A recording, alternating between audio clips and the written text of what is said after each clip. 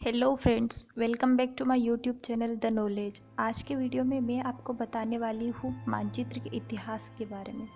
दोस्तों, जब कभी भी हम किसी जगह, प्रदेश या देश की राजनीति या भौतिक सीमाओं की बात करते हैं या किसी स्थलाकृति, जनसंख्या, जलवायु आदि को दर्शाने की बात करते हैं तो हम मानचित्र यानी मैप का सहारा लेते हैं। दोस्तों, क्या आप जानते हैं कि मानचित्र की उत्पत्ति कैसे हुई? मैप शब्द मध्यकालीन लैटिन मापा मुंडी से आता है, जहाँ मापा का अर्थ होता है नेपकिन यानी कि कपड़ा और मुंडी का अर्थ होता है दुनिया। फ्रेंड्स, मानचित्र कला का इतिहास लगभग 5000 वर्ष से अधिक पुराना नहीं है। सबसे प्राचीन विदित मानचित्र बेबीलोन के निवासियों द्वारा 2300 वर्ष ईसा पूर्व मिट्टी की टिकियाओं में निर्मित की गई थी। मानचित्र बनाने की प्राचीन कोशिश काफ़ी सीमित थी क्योंकि उन्हें केवल स्थानीय जानकारी ही होती थी। एक मानचित्र को प्राचीन कला के संदर्भ में परिभाषित करना बहुत ही कठिन हो जाता है।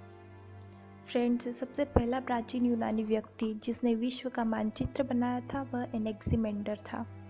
उसका जन्म 610 वर्ष ईसा पूर्व माइलेटस वर्तमान में तुर्की में स्थित है तथा देहांत 546 वर्ष ईसा पूर्व में हुआ था। दुर्भाग्यवश उनके द्वारा बनाया गया मानचित्र अभी शेष नहीं है।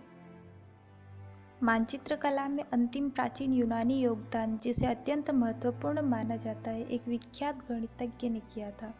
सन 140 में टोल्मी ने अपनी प्रधान कार्य गाइड टू ज्योग्राफी के 8 पुस्तकों में विदित विश्व को मानचित्रित करने का प्रयास किया था, जिसमें उन्होंने प्रमुख स्थलों के निर्देशांक दिए थे जो मूलतः अक्षांश तथा देशांतर हैं। तथ्य इकट्ठे करने की उनकी प्राचीन पद्धति के कारण उनके मानचित्र उतने यथार्थ नहीं थे, परंतु पिछले प्राचीन मानचित्रों से इनमें महत्वपूर्ण प्रगति हुई थी। यथार्थ विश्व मानचित्र के चित्रित होने में कुछ सहस्त्र वर्ष और शेष थे।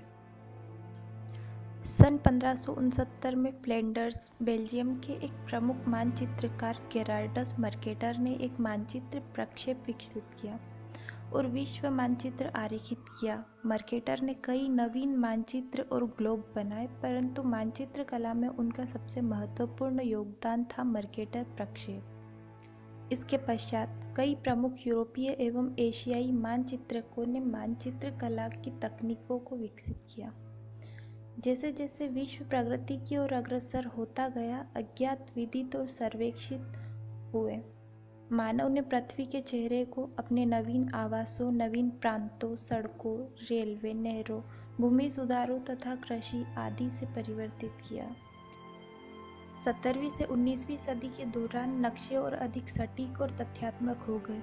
वैज्ञानिक तकनीक के उपयोग के साथ विभिन्न देशों ने राष्ट्रीय नक्शों के कार्यक्रमों को अपनाया और उनकी शुरुआत की। प्रथम विश्व युद्ध के बाद हवाई फोटोग्राफी के व्यापक उपयोग से नक्शे बनाने की प्रक्रिया में काफ़ी मदद मिली। फ्रेंड्स, ऐसी ही कुछ महत्वपूर्ण जानकारी प्राप्त करने के लिए द नॉलेज की वीडियो को लाइक, शेयर और सब्सक्राइब करें।